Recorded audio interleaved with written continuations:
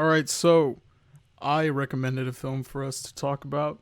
The film in question is 1995's Heat, directed by Michael Mann. This is a action thriller crime movie. Prior to this, I watched a few Michael Mann movies just to get into pretty much what he's about and like his style of doing these types of drama, horror, action. But they all seem to have like the kind of same undertone and same atmosphere to them, which I really like. And yeah, this was great. It's a great character piece as well between a thief and his gang, and then it's about the detective Al Pacino. And while watching this, I didn't know it was a remake of L.A. Takedown, which was I guess a TV movie that he made a few years prior. And I was like, wait a minute, this is beat for beat the exact same thing as that movie, but done way better for sure. Because that one he didn't really have a budget to work with, but in this one he didn't hold back at all. I love the casting because Al Pacino gives one of the best performances of his career, even though hard to say which one's the best, but this one, it seems like he's having so much fun and so much love for the character that he's portraying. Robert De Niro too, he was pretty fantastic. I think he was my favorite part of the movie because he had so much like reservations. Yeah, the cinematography is obviously fantastic. We'll get into that. The action scenes in this movie still stand up to this day. They're pretty impressive. They're better than like most modern movies, I would say. The sound design is fantastic. All of the gun sound effects and like punches and like hits towards like cars and all of these different things are very well mixed and very well, they sound so realistic. Some of them are like heightened up to the action standard, so you can really feel that kick. So if you're watching this with headphones or speakers, like you're gonna feel that. The script is also pretty great, even though there are some moments for me where a few lines, even though I couldn't really tell for some lines that are they trying to be like funny or are they trying to be serious. Some lines kind of like blended into that weird territory for me. That was But one of my bigger overall, issues with the movie. yeah, there's just like Yeah. a few one-off lines where I'm like, I don't think that worked really well. But for the most part, for like the She's got a chunk, big ass. I love that. the Yeah. best quote in the movie. But for the most part, like dialogue and especially in the coffee shop scene, like that's all fantastic. Like there's so many quotes with this movie as well. But yeah, I'll start with Seth over here and see what you thought. Well, it took me like a few days to get through it. No, like it took me like 2 days to get through it because I had a lot of shit on my plate. But it was in the grand scheme of things, I did really enjoy it. It was like it's one of the best action films I've ever seen, and like it's one of those films that like gets into it straight away, and then like almost becomes a slow burn because it's like very dialogue driven, while at the same time it's very cathartic, and there's a lot going on, like a bit too much going on for it to be a slow burn. Yeah, like you said, I love the performances, especially Al Pacino's. It's probably his best, like you said. It's very unique. It feels like it stands out in terms of action movies compared to a lot of others. Like the camera work is it's very like there's loads of close-ups and stuff like that, which is something that I admire a lot because it's what I'm into. But the ending is also really good. The ending was like kind of the highlight. I was gonna give it a lower score than I gave it until the ending. Like in the Same. ending when like there's like no music, it's just the sounds of the airplanes and shit. That was really good. It was like Yeah. such a good use of diatonic sound. That's kind of all I have to say right now, but I'll say more as we progress. All right. Yeah, I think the overall, I really, really loved it. I watched. My dad actually came and watched part of it with me, and he's been like telling me to watch it for a while. So I was like, oh, good time to watch it then for the VC. Yeah, like great performances overall. Like Al Pacino, Robert De Niro, they nail it. The action sequences are awesome. Like the gunshot sound effects are like so realistic and loud. I like had to like turn my TV down a little bit. Like it Same. just it's so loud. Like I was Yeah. like, damn, this is so realistic. Like it was awesome. Action sequences shot super well. Loved all of them. Like even like most of the dialogue I really loved too. Like like how Seth said, kind of turns into like a slow burn thriller sort of in moments, which I really like that aspect of it. I do agree that sometimes you can't exactly tell if it's like you're supposed to take that line seriously or not, but most of the time loved it, loved the dialogue. And that final sequence near the airport, it's just a great sequence, great final sequence. How they use like shadows and lighting is just it was great. I loved it. It honestly made me raise my score, and like the final shot is just super well done. And I actually like I didn't have much like emotion for the film, and I found some parts underdeveloped, but like that final shot like actually portrayed a lot of emotion and got a lot of emotion out of me. So yeah, overall, really loved it. Great movie. All right, well, I said it before before we started the chat, but I'm ready for you guys to really pummel me for this one. But as much as I really enjoyed the movie, and I truly, truly did, it's probably my favorite Man. I do have things about it that just don't rub me the right way. I'm honestly hard pressed to find Well, things that I actively dislike about it. Honestly, there's not a lot that's like bad. Like I wouldn't say anything bad about it, except maybe like a couple of green screen moments that are like legitimately pretty bad. Yeah. Hmm. Yeah, like the balcony scene was like probably the biggest offender. I was like, dude, For that's sure. way too obviously a green screen. Yeah, I But had that like, in my notes too. it's like not, and even then, like a green screen moment does not make or break a movie for me. I'm not gonna act like that's the reason why I don't think this movie is as amazing as probably you guys do. But like, I I really did get a lot out of it, and I think that what I actually find interesting about it, and I told Jacob this last night, but like the thing I was scared most about is probably the big thing that I have no issue with, and that is the runtime. I was scared that the 3 hours or like 2 hours and 50 minutes would not feel very warranted. I was wrong. The movie actually does utilize pretty much every minute in some kind of way. Maybe there's a couple scenes here and there that could be trimmed down by like a couple minutes, but that's like a minuscule difference. I really I couldn't care less about that. And yeah, the characters are fucking very, very interesting. I love the acting. Even if in parts it feels like Pacino was kind of chewing the scenery in moments that like where the music was kind of implying that it was a serious moment. Like again, as much as I love the scene, I just the scene where he's like, she's got a big ass. I'm like, okay, this is a little weird, but I don't know. Maybe I need to see it again. There's just a few parts here and there where he's like, where I guess it's just the way Pacino speaks, but he sounds like Yeah. he's almost doing like a parody thing of himself. But it's he really like does, yeah.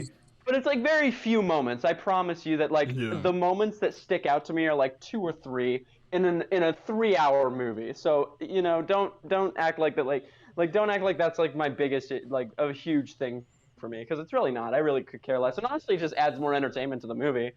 Um, Yeah, very true. well shot. Gunshots feel very impactful. Every hit feels impactful. Like there's a scene where a character gets shot in the shoulder, and it's like holy shit, you feel that. Like that's a really hard hitting moment. And yeah, the acting I said for the most part is great. There is one actor in the film that I thought was kind of bad, but aside from that, I think that everyone else was pretty great. Um, Story's exhilarating. The ending sequence is iconic. I have nothing to say about that in terms of flaws. I think it's perfectly executed. The film is overall well crafted. There's really nothing I can say aside from maybe some green screen moments about the actual quality of the filmmaking. I think the film is really solid. And at the end of the day, I don't think that my issues for this movie will be as prominent on a second watch. Who knows? Maybe they will. But I think this movie really did entertain me overall. It's a really good movie. Who did you Um, think the bad actor was, though? Pacino's wife. Her Oh, performance was not very convincing. it wasn't very. It wasn't very. It wasn't really big enough for me to like. I know it didn't like call for her to do much, but there's like a scene where she gets mad and it felt so disingenuous. Mm. Yeah, disingenuous and very like poorly done. Almost like she was acting like she was mad instead of being mad. Like there are scenes where Pacino's mad and I'm like, holy shit, that guy's fucking mad. But then she gets mad and it almost sounds like she's doing that thing where you like pretend to yell, like you're almost like whispering, Yeah. like this.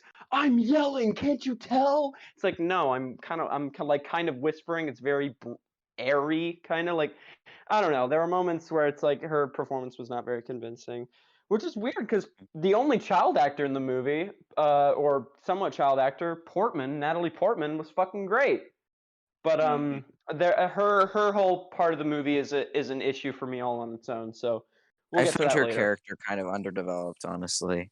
Yeah, Natalie and her Portman. like I the whole like build up. disagree.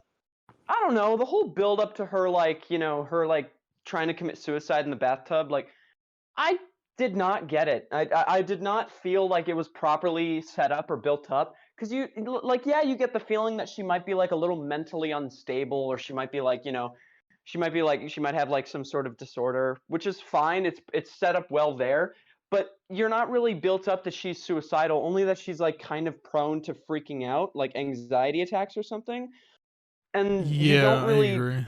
and it's kind of dropped for like a solid like hour and a half. Like you don't even see her, and then all of a sudden next time you see her she's like kind of sad, and then she tries to kill herself, and I'm like, okay, that, I don't know, it feels She's like kind there's of like just a like plot two or three device. scenes. Yeah, it felt like there were like two or Mm-hmm. three scenes missing. It was only a reason for him to get to the hotel or something like that, Mm-hmm. I guess. Yeah. And it just felt like it was there for the sake of plot.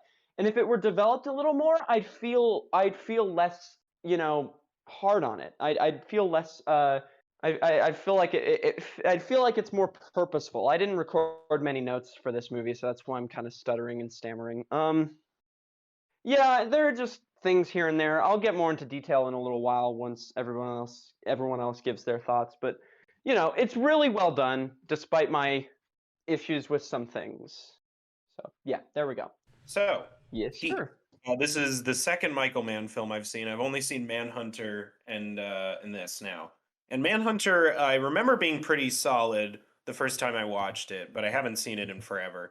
But this film was very impressive, I have to say. I think it's got some of I will go through a couple things that other people have said, but just to sort of provide my spin on it, I think the action scenes are just absolutely phenomenal. And I think what really makes this movie work so well is how all of the things factor into the writing. I think a lot of this, there's a lot of just in terms of how action movies are made today. I think a lot of movies have taken certain aspects of this movie without realizing why they work. Because I think this movie is very influential. I think it's inspired a lot of stuff. What was the movie that somebody brought up earlier that was similar to this? It was a TV movie, right? Oh, yeah, TV LA movie. Takedown.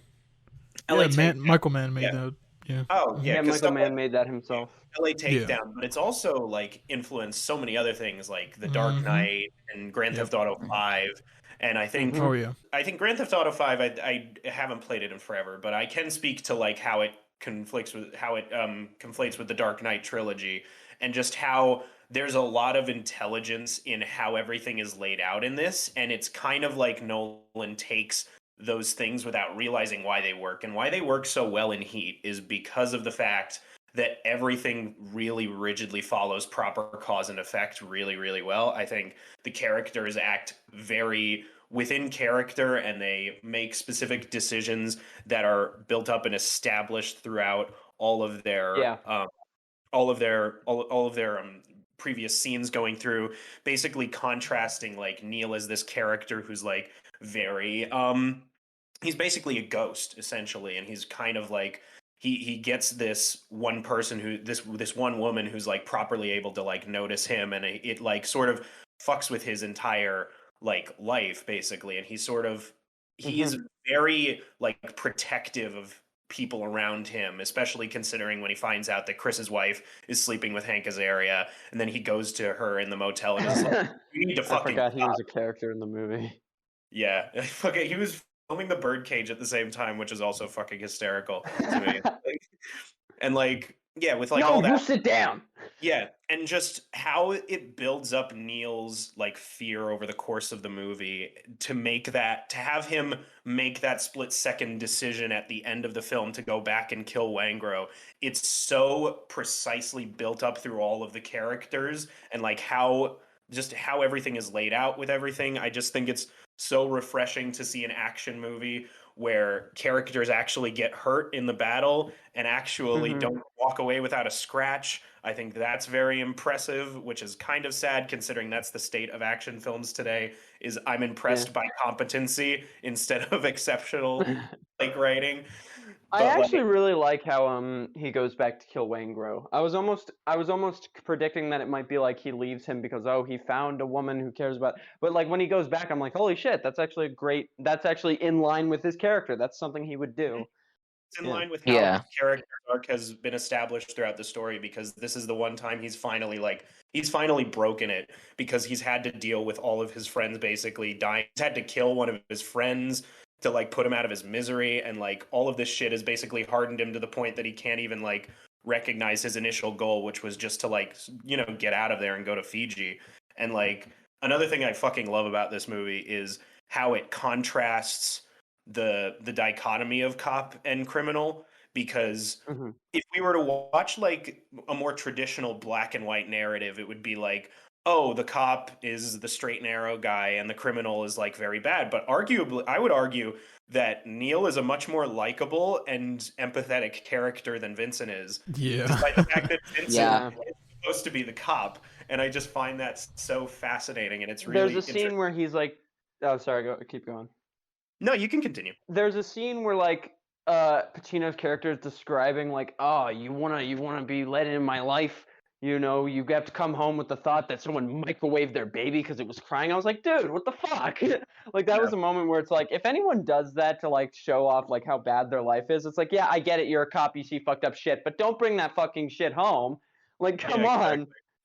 Yeah, It's like that was kind of a dick move. Like, yeah, his entire character as well, with like just Vincent's, how he's like every single action he made is exemplified by how fucked up this character is. Like no other cop other than Vincent, like this angry person who uses his anger to like keep him sharp and keep him ahead of everybody. Like only him would be the kind of person to shoot somebody who's literally holding a child hostage after a fucking huge yeah. shootout like that. Like that's insane. And it's really Like, dude, do you have no regard for the child's life? Like, holy shit. I mean, he clearly does it. The only child that he really has regard for is Lauren, and that's just specifically because he's married to Lauren's mom. And I think that's the other thing that the one last thing that I want to talk about in terms of the themes of the movie is this contrast between like the idea of like the act of being alone and like the nature of loneliness, because they bring that up a couple times. And I think they mostly bring it up with Neil's character, but they also sort of factor it into Lauren's character, which was what I kind of wanted to get into about Natalie Portman, because I heard you discuss that you felt the suicide attempt was a little too abrupt. But I want to counter and say I think that it was fairly well established. It definitely was not in most of the story, but I do think it was built up fairly well due to the fact that not only did she like have panic attacks or suffer from depression, but she's also craving the attention of her father, who's like not really giving it to her. I get that. I just think that like we don't even see the father. Like we don't. There's no like. There's that's no. more He could emblematic be absent from the story. I don't know. And I get that. That's part of the thing. But I don't know. I just didn't feel that. Through the purely background storytelling. I understand why it was done, and I can see why people really love that part. I just personally would have preferred like there just being a little bit more addressing that it happened instead of just it just was there, I guess. You know? You can tell she's a very fragile person, though. Like from the moment she's introduced, like she had like that incredible anxiety attack over the fact that she would be like a little bit late to meet her dad, like that. Yeah, which I really liked. That was a great moment. Yeah, definitely. That was an excellent character development moment. Yeah. The last thing I wanted to say was I want to just make this statement and then kind of have you guys bounce off of it. Is the He's about to start a war. The character of Wangro. What did you guys think of him? little bit underdeveloped, but he was. But I don't know. He added quite a lot to it. I thought that scene in the coffee shop near the start when Robert De Niro like caves his head in is really funny. Right, yeah. Yeah. And like, just think- I think he's Oh, a go good ahead. like piece of symbolism because like the fact that De Niro goes back at the end to kind of get revenge, like he can't resist like finishing off Langro. Do you know what I mean? Yeah. I don't know. Mhm. I like that. I could have. the entire thing. I Yeah, honestly yeah. thought I was not going to be into his character. I thought I was not going to give a shit, and I thought I was just going to be like, ah, he's just another guy. But I got to be honest, I like how he tied into the story and like the character development. I think that, and also Yeah, same. I guess the part like that whole thing where he's like a serial killer and he kills women, that shit was so stupid. But aside from that, I think that like it just felt like a plot device to make him more unlikable. It's like he already fucked up a heist and killed an innocent cop. It's like you don't have to build up how much of a dick he is. We know he's a dick. You don't need to show him like killing a prostitute or whatever. I mean, It's so dumb. Yeah. I think But, that was like- Sorry. But overall, I think by the end of the story, I would say that him as a whole is at least worth leaving in the movie because he does provide character fulfillment and character development for other characters in the movie, and it does feel warranted. I just think that whole shit with him being a serial killer was just kind of stupid. I think I was okay with it mostly just due to the fact that as he was established and developed initially, I think this is more just how I interpreted his character initially, was that he was just like a really cocky newcomer who just like kind of had like a who was kind of way trigger happy. Yeah. But then as they established with him like literally sleeping with child prostitutes and then killing them, I'm like, oh, this motherfucker Yeah. is insane. I This just is a wish that crazy it was. person. I just wish that. Yeah. I don't know. Maybe I'm just completely fucking wrong or crazy, but it just felt too forced. I guess it just felt like it was giving me another reason to hate the character when I already had a good reason to hate the character. He kind of Yeah. reminded me of Heath Ledger's Joker a little bit, which was another Dark Knight connection. Because he literally like Interesting. this crazy person who's not really like logically sound. He just kind of goes with the flow and like does crazy shit, and then he goes to like one of these main like mob bad guys and sort of like tips them off about the heist they're gonna do, and that's exactly what happens in the Dark Yeah, Knight. I could definitely see Yeah, that is connection. what happens. Holy shit! Yeah. I haven't seen The Dark Knight in forever. I might need to give that a rewatch. There was one scene in Heat that I really thought was great.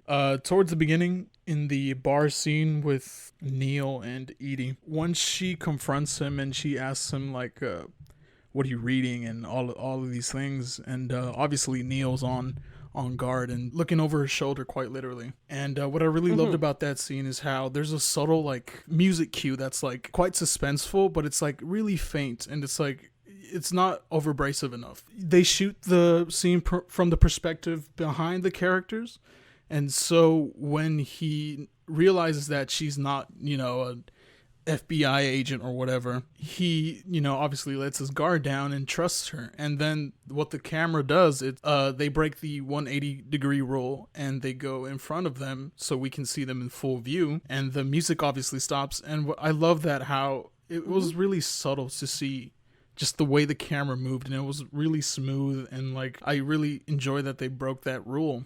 Yeah, doing the that was show a great don't moment. don't I tell. enjoyed that too. Mm-hmm. Yeah. I also, one thing about that bar scene where Edie and Neil meet for the first time, there's also that nice little foreshadowing hint where he picked up that book at the library that's about that's about titanium and like different precious metals, and that's supposed to set up how they're going to the metals depository. Just nice little stuff like that. I like Yeah, I noticed that too. That was pretty interesting. Again, I think the movie is like comprised of these really well done, well executed moments. I just think that there are also some less well done executed moments, thing I kind of do think is a little underdeveloped is Don's character, and they do set him up throughout a couple of scenes so that he doesn't just appear out of nowhere when Trejo leaves for the heist. But I think I need a little bit more to his character other than he hates his job and he loves his wife. Yeah, those are like very like kind of surface level things. Yeah, it was kind of. Although I will be honest, I got a lot of entertainment out of his character by putting "Are you in good hands?" at the end of like every other line that he says. That's in the Allstate commercial he's in too. Like yeah, no, but like there's another movie he's in called like secret obsession where there's like a moment where he clearly is about to, where he could say it and it'd be the funniest fucking thing ever. That was an awful movie, but like there's a moment where he like has a character, he's like hugging a character, he's like, "Oh, you're safe," and I could have sworn I was waiting for him to say, "You're in good hands." I would have laughed so fucking hard. Yeah.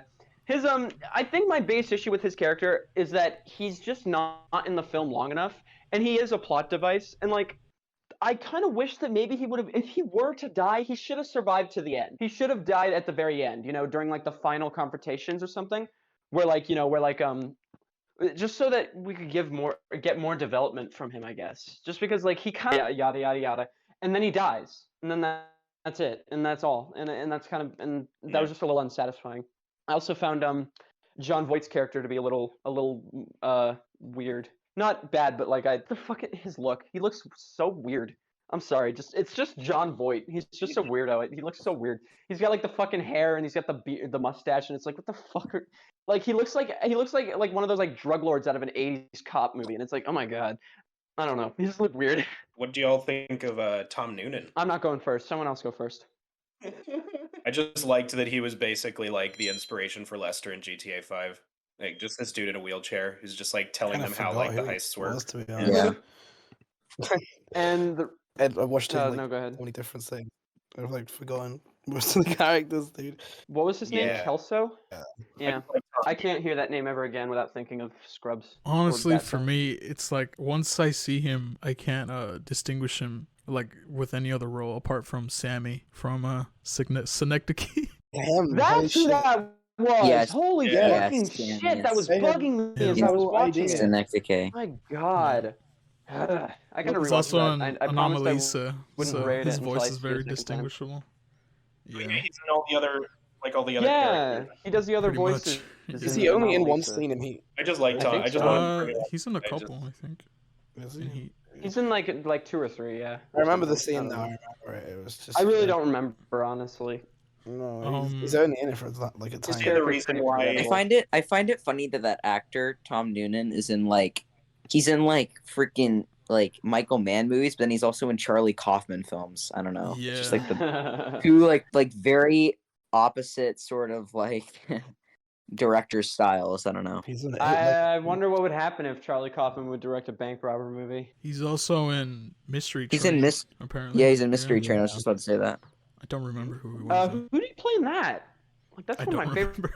Yeah, movies. Who did I'm he play in looking Mystery at it. Train? Fuck. Yeah, I don't remember either. Letterboxd, It's been too long since I've he's seen the it. I man gotta watch that again. In the diner. Oh, I don't. he played the fucking. I think he played the dude who like The creepy guy. came up with her about who came up to the Italian woman about the Elvis stuff. I think that's him. Oh yeah.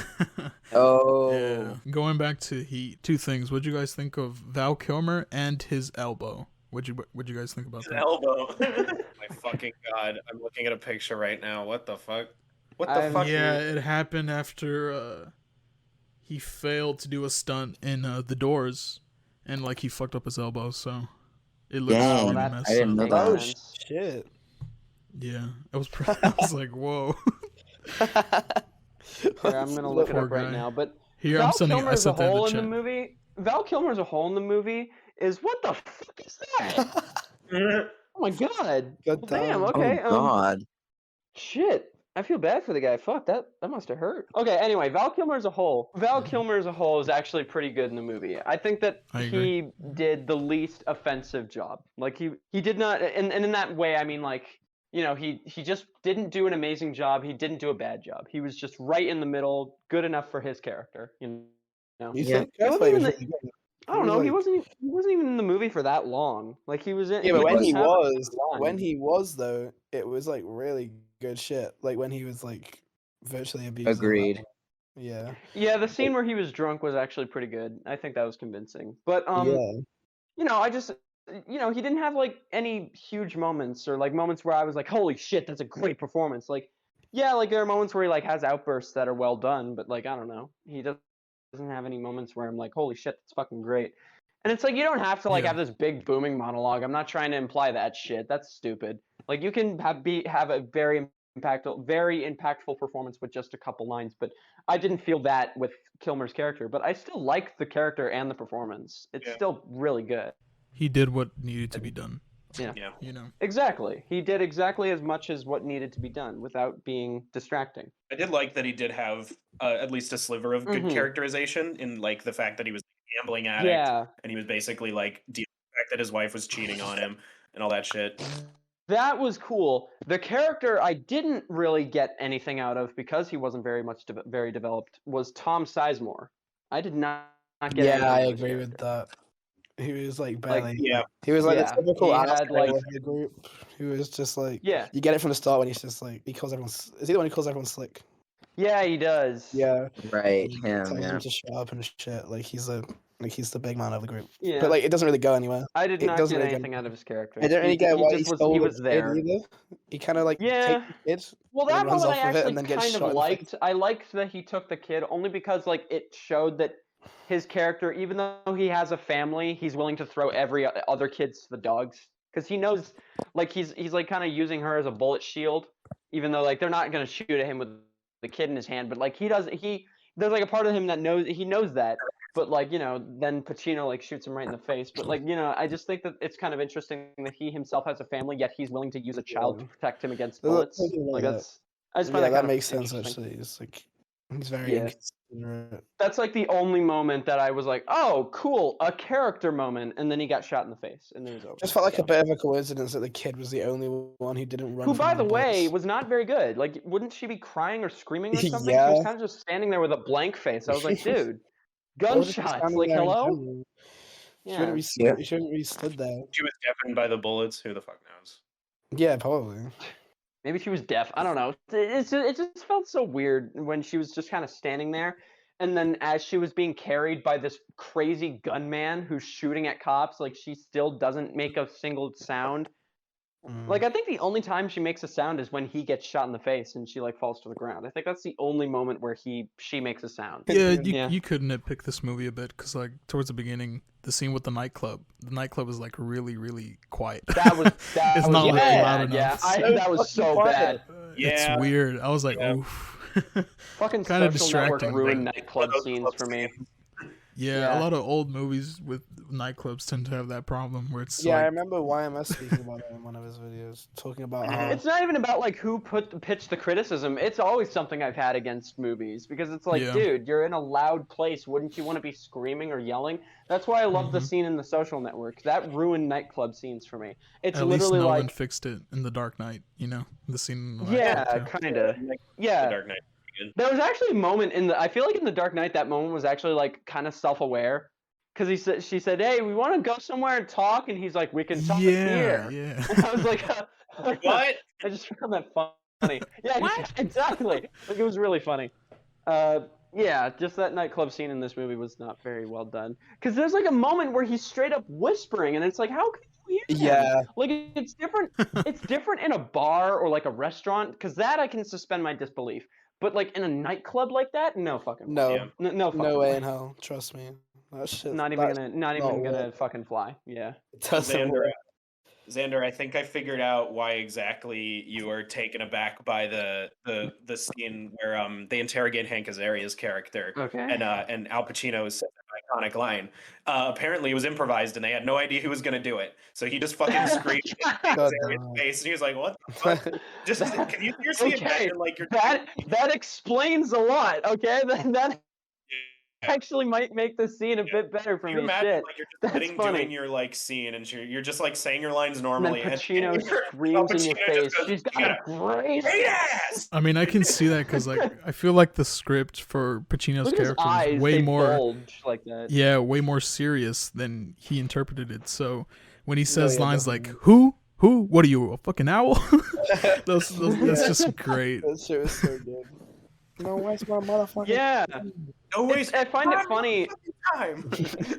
I find it funny that he has like a handful of like moments where he's clearly like almost parodying himself and screaming at the top of his lungs, but he's also managing to give like a very well done, like very well acted moment when he kicks the TV out of the car. I love that moment. That was so good. Yeah. Like that was really like a love great that. moment of just like just silent acting that was really well done.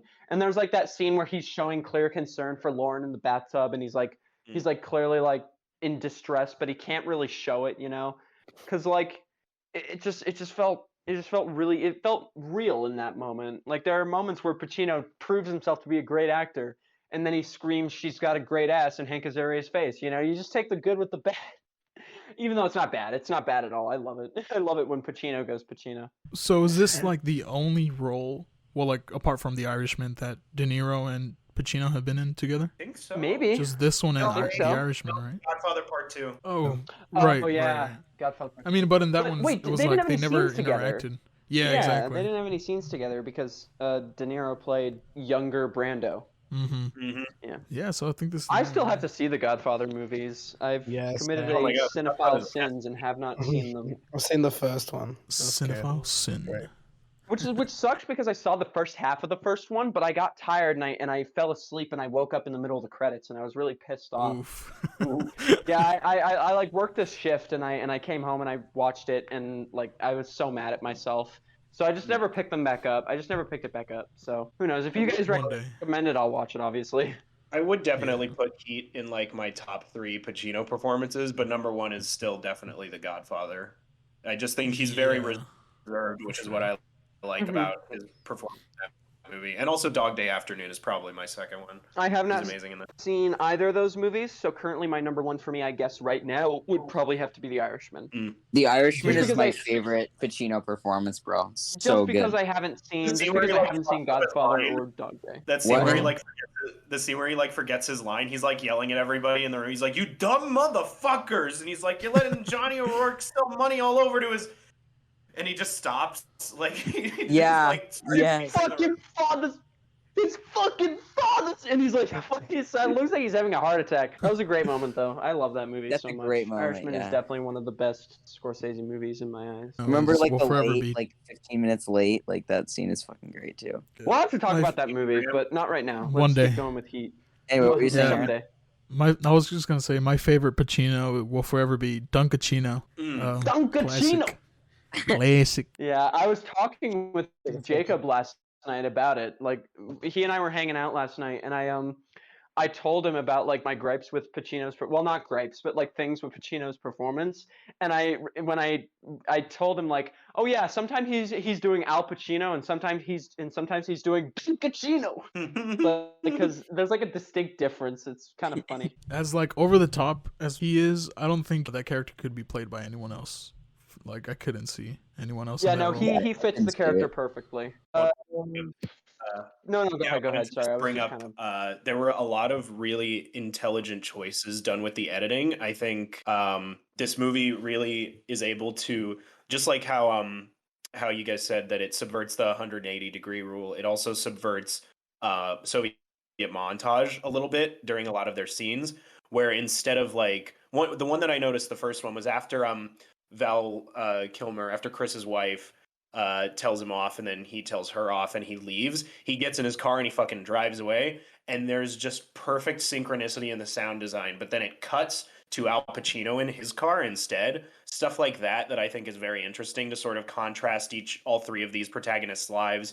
The same thing happens later when like one of them going to his empty house and stuff like that, you know? Like I thought, the other one where it's like what's Edie and Neil having that conversation and they're having on the balcony, where like you can hear like the laughter, but it sort of like fades into this other like thing. I think just how the sound and the editing is implemented into this movie is just really, really striking and interesting. What do you guys think of the great ending? I said I have nothing to say about it. It's just perfectly iconic. It's got really fucking. Very suspenseful characters making very smart and creative decisions in order to keep their lives intact. That amazing stuff with the light. And of with the runway, with the shadows, and then like the plane like flying over, and then like I don't know, just how it's shot. It's a great ending. And then the final shot of them like I guess kind of like almost I reconciling. don't know how to say it.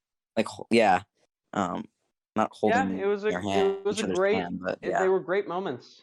It was an ending full of just great moments. I honestly literally have nothing to say about the ending. It's just perfectly iconic, and it really did kind of.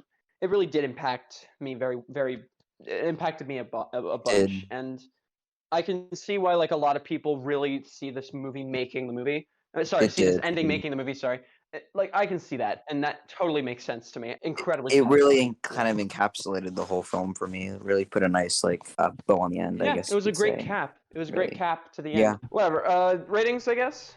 Start with Aaron and then Yeah, just let's go do it. down the list. All right. All right, so Ron? this was a pretty great film. As you guys have said, the ending really wraps it up into a nice little bow, and it's a great package. It's very accessible for the most part. You know, it's not art house. It's not trying to go over the top with a provocative message to make you think or anything like that, but it does enough That's why it's not to a where masterpiece, bro.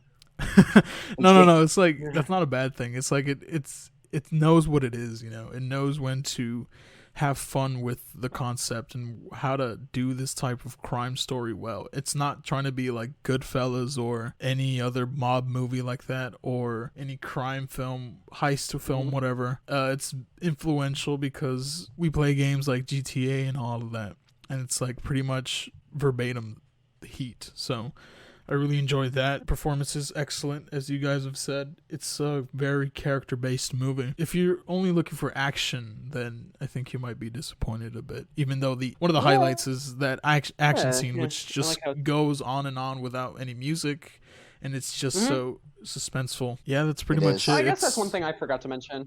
The music. Oh yeah, I think we touched on it a bit, but the music, I love it. It's pretty great. It's not overbearing. It's not anything overly orchestral or anything like that. It's the right amount of actually kind of jazzy, you know. Yeah, a little bit. It's pretty nice. Pretty nice to hear. Especially pretty in soothing dialogue as moments, well. I actually really like it. Although I mean I don't know. There are a couple moments where it feels a little pointless or not pointless. Sorry, a little like less warranted than other places. Like there's like a moment where just like the music there's like an intense moment where like the music gets loud and I'm like, okay, the intensity's kind of cut down a little bit, but it didn't like ruin the moment or anything. It's That's really the just point of the nitpicky movie. shit. It's really well done and very well composed. Sorry, I almost said orchestrated, but composed. It's very well composed. Yeah, I enjoyed it a ton. So is the cinematography. It's beautiful. It's pretty dark, noirish. It looks really nice. Pretty good, yeah. Pretty pristine for 1995. It looks pretty modern, I would say. It still looks great after all these years. It doesn't really feel like a 90s movie, you know?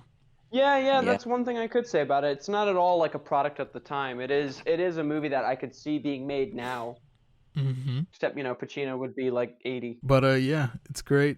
Probably my favorite Michael Mann for sure. 8 out of 10. Seth. So I really, really liked it. It was the best Al Pacino performance. It was probably the best short action film I've ever seen. But I haven't seen Miami Vice yet, which looks really good. But in terms of Heat, I would give it a light 9 out of 10. All right. I liked it a ton, and I can see it growing on me over time. Who knows? Maybe a lot of my issues with this movie would be completely void by the time I watch it again. Who knows? I just gotta watch it again. In terms of Michael Mann, I can't say I'm a fan of him yet. I like this movie a lot. I really do. But I tried rewatching Miami Vice. Didn't even finish it. I tried rewatching Thief. Also didn't really finish it. Although I did get through most of it. Just admit that. I didn't watch Manhunter. I was gonna watch Collateral, but that movie's like 2 hours long, and I had to watch something. I had to watch something else last night, and I'm not even gonna touch Public Enemies. So, you know, I might need to just see more from him. I'm not a fan of Miami Vice or Thief, but I like this movie a lot, and who knows? Maybe Collateral will be my thing. Maybe I'll like Manhunter. Who knows? I think his style is distinct, and I respect him a lot. I just don't find him to be like mind-blowing or amazing like many people do. That is not a fact. That is an opinion. So don't crucify me, people. Anyway, I enjoyed this movie a ton, and I think I'd give it a 7 out of 10.